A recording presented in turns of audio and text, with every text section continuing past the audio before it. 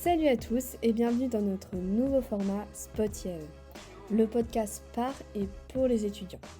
Dans cette première série de podcasts, venez découvrir les associations de l'IAE comme vous ne les avez jamais entendues. Bonjour à tous et bienvenue dans un nouvel épisode de Spot IAE. Aujourd'hui, il y a Alice, Sarah et Etienne. Et on reçoit ILC. Donc on va vous laisser vous présenter. Bonjour, je m'appelle Thaïs et je suis la présidente d'IAE Consulting. Bonjour, moi c'est Cyriac et je suis responsable développement commercial chez ILC. Trop bien. Du coup, ILC, si vous pouvez nous décrire, vous faites quoi ? C'est quoi vos projets ? Ok, donc IAE Consulting, on est une junior entreprise comme il y en a 200 partout en France et on fonctionne donc, comme un cabinet de conseil mais 100% étudiant. Donc même si on est à vocation économique, notre objectif c'est la plus-value pédagogique pour les étudiants de l'IAE. Et c'est la raison pour laquelle on propose aux étudiants de s'engager soit en tant que membre dans l'asso, soit en tant qu'intervenant, qui réalisent nos études. Donc ils peuvent s'engager à n'importe quel poste, Donc on travaille aussi bien avec des TPE qu'avec des grands groupes du CAC 40. Et donc on accompagne les entreprises dans leurs projets grâce aux enseignements qu'on reçoit à l'IAE. Oui, en fait, on se place un petit peu comme, si vous voulez, des intermédiaires en fait, entre les étudiants de l'IAE, donc que ce soit des licences 3 ou des masters spécialisés, et les entreprises en fait. Et notre objectif, c'est de fixer un peu un cadre à l'étude, que ce soit sur le plan légal, sur le plan des délais ou encore du budget. Et donc d'accompagner les intervenants, parce qu'il faut aussi les accompagner. Les étudiants, on ne les laisse pas se débrouiller comme ça face aux clients. Et donc ça leur permet d'avoir une première expérience dans le consulting qui est quand même non négligeable sur un CV. C'est clair. Alors justement, là vous avez déjà pas mal décrit le but et les missions au cours de l'année, finalement, c'est les entrevues avec les clients. Maintenant, comment est-ce que en interne ça se passe ? C'est-à-dire au niveau de la répartition des tâches, les différents pôles qu'il y a pour ILC. Ok, donc à ILC, quand on est membre de l'asso, on n'est pas intervenant, donc on ne réalise pas les études. Quand on est membre de l'asso, en fait, on gère le quotidien de l'asso et on manage les études. Donc on est répartis sur 7 pôles, avec le pôle présidence, le pôle trésorerie. On a le pôle communication, qui va être aussi bien axé sur la communication étudiante que sur la communication pro. On va avoir le pôle qualité qui va s'assurer de la conformité, de la qualité des documents et qui va suivre la performance de la junior. On a le pôle RH et secrétariat général qui va gérer toute la vie associative, la motivation des membres, faire des team building, etc. Et ensuite, on a le pôle commercial.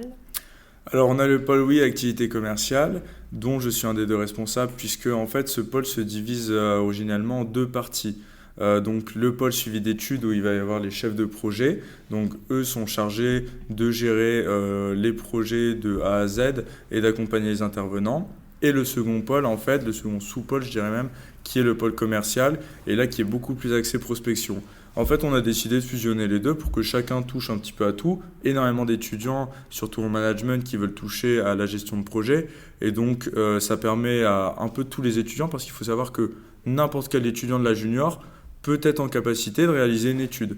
Donc même si vous faites de la com et que vous voulez avoir cette casquette de chef de projet, c'est possible. Et donc là, on a une équipe de 10 commerciaux au total qui permettent de, quand il y a un petit mou au niveau de la prospection et au niveau du nombre d'études, peut s'y mettre à fond et aller chercher les études. Ou alors, quand il y a beaucoup d'activités, beaucoup de personnes peuvent gérer les projets. Donc on a cette flexibilité en fait avec les pôles qui est plutôt sympa et qui est plutôt multi-tâches. Ok, trop bien.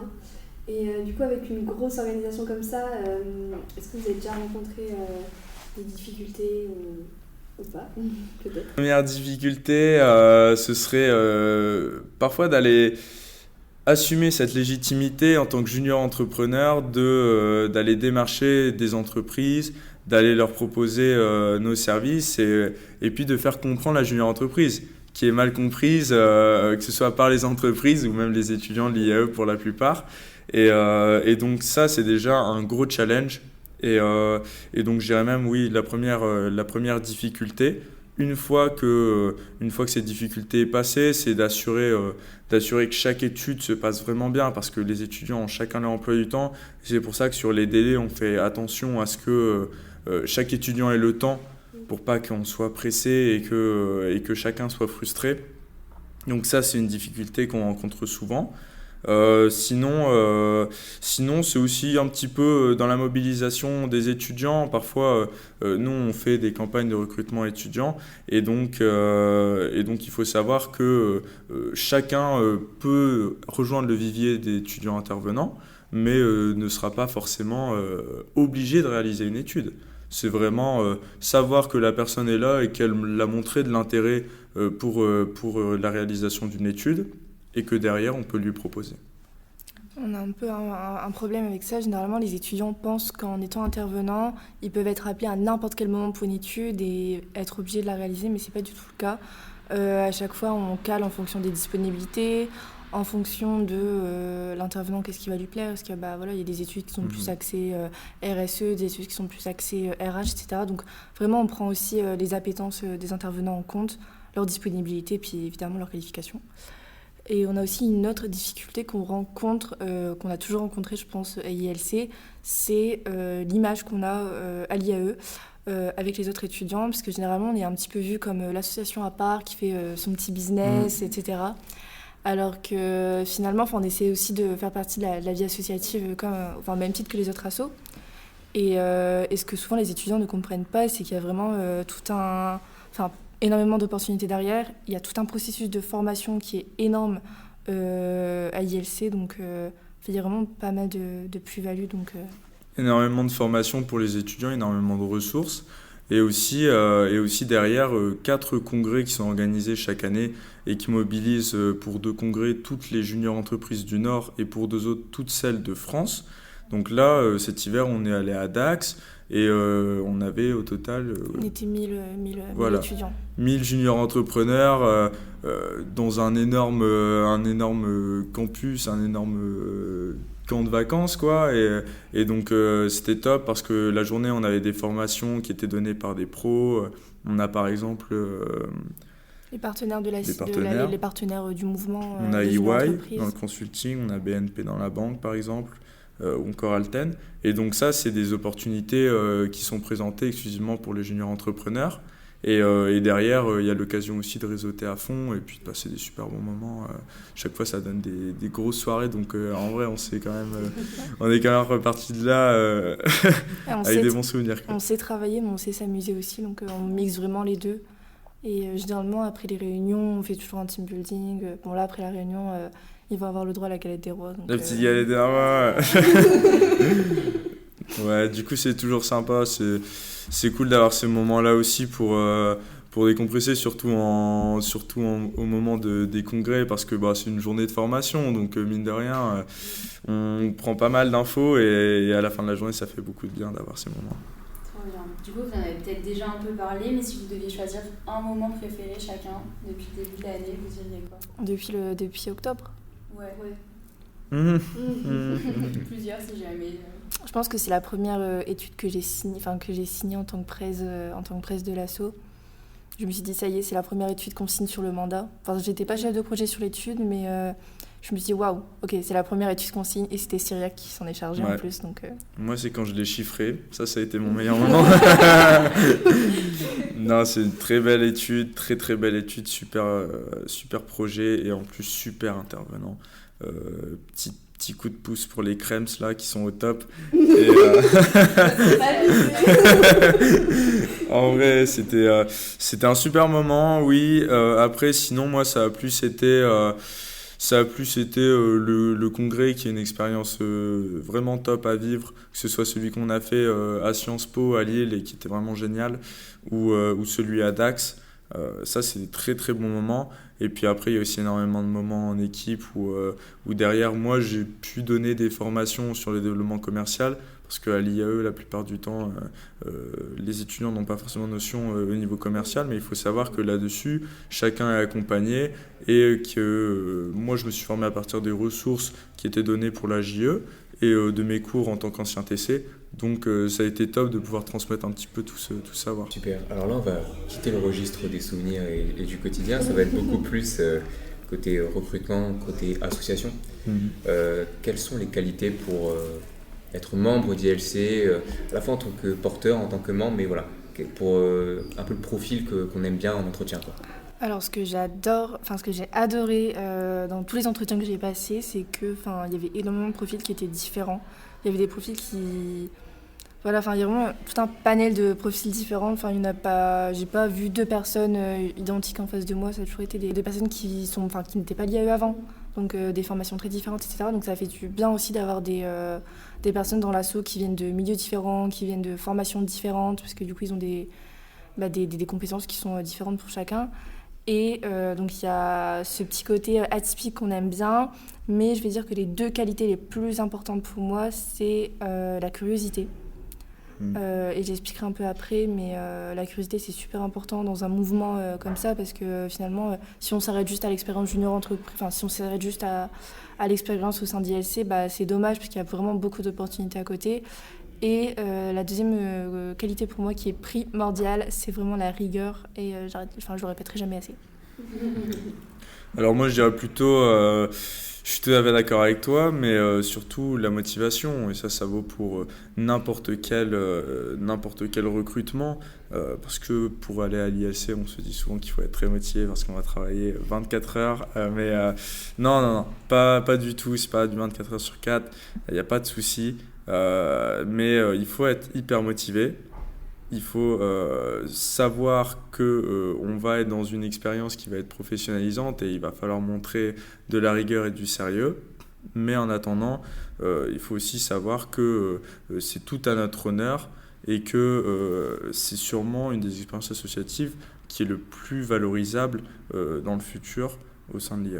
Et ça nous amène en plus directement Très belle à la transition. question. Voilà, magnifique. Et du coup, qu'est-ce que vous allez valoriser dans votre futur professionnel avec la junior entreprise ? Alors, je vais déjà commencer avec la recherche de stage.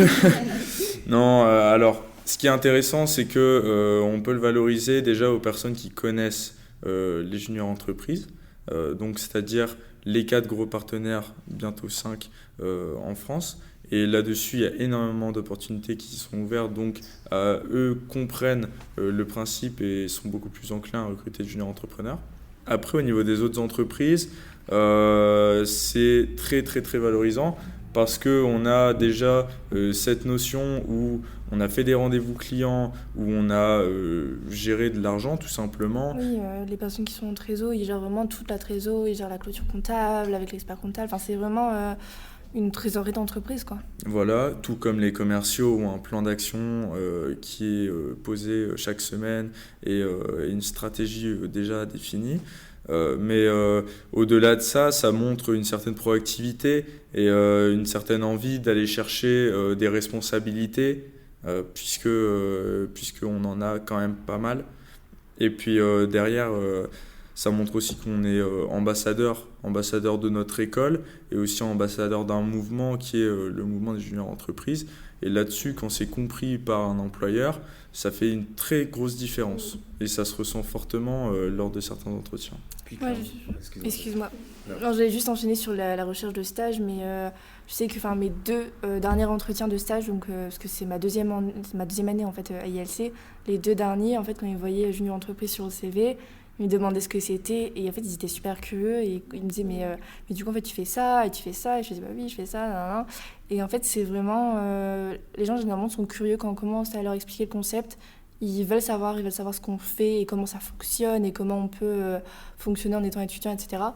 Et généralement les employeurs sont toujours assez intéressés par le sujet, donc ça c'est cool. Bien sûr, et aussi une autre dimension qui est assez importante et notamment pour le commercial ou même pour les études, c'est tout simplement les chiffres. Parce que sur votre CV, certes, vous avez votre formation, vous avez vos expériences pro, mais des chiffres à valoriser, c'est-à-dire autant de chiffres d'affaires à l'année, autant de pourcentage de chiffre d'affaires supérieur par rapport à N-1, c'est des chiffres qui parlent énormément et qui font une différence qui est énorme sur un CV ou sur un profil LinkedIn. Donc, valoriser cette expérience de junior entrepreneur, après ça passe aussi par la valoriser sur les réseaux et dans ses entretiens, Mais on peut en tirer des grands bénéfices. Ouais. Mais clairement, c'est ce que je voulais dire. En fait, là, on passe le cap de l'expérimentation ou juste de l'expérience professionnelle. Là, concrètement, vous travaillez en fait là. Je veux dire, en junior entreprise comme ça, c'est une expérience professionnelle concrète, un truc qui est valorisable. C'est ce que tu as dit pour le CV. C'est vraiment quelque chose de très concret. Et pour la suite, je pense que il n'y a pas plus efficace, quoi.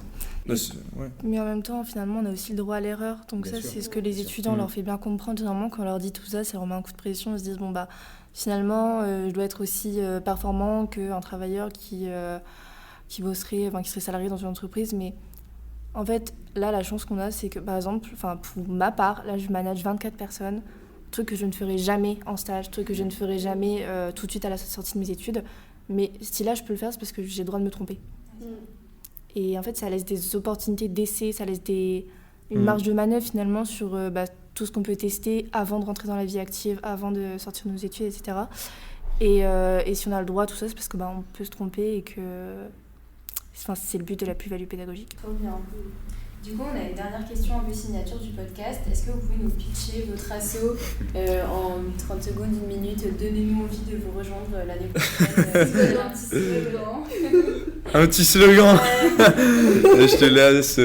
Alors, notre magnifique slogan, c'est nos conseils d'aujourd'hui, vos projets de demain. Voilà. Le petit slogan. Et puis sinon, en 30 secondes, pensez loin. Pensez à vos stages, pensez à votre alternance, pensez à votre sortie d'études et regardez tout ce que ça peut vous apporter, du management, plein de casquettes différentes et aussi bien la gestion de projet que du commercial, que de la RH, que de la com. Donc profitez-en et prenez les infos, donnez-vous la peine d'aller chercher les infos parce que c'est quand vous aurez toutes les cartes en main que vous allez prendre la meilleure décision. Donc on est à votre écoute là-dessus et on est hyper open si vous voulez des informations, et pas de soucis. Super. Attendez avant de partir et restez pour l'instant promo de l'association. Alors là, pour le moment, on n'a pas d'événement organisé. Par contre, on recherche pas mal d'intervenants pour des études qui arrivent. Donc si certains veulent s'engager, ça peut être des études qui durent 2 semaines, des études qui durent 4 mois. Il y a vraiment un peu pour tous les goûts. Il y a différents types de prestations en ce moment qui passent entre nos mains, donc n'hésitez pas à nous envoyer un petit message sur notre Instagram. Même pour certains étudiants qui ne se sentiraient pas forcément légitimes de réaliser des études, ils peuvent y participer et apprendre par exemple des personnes avec plus d'expérience comme les crèmes sous les MVU.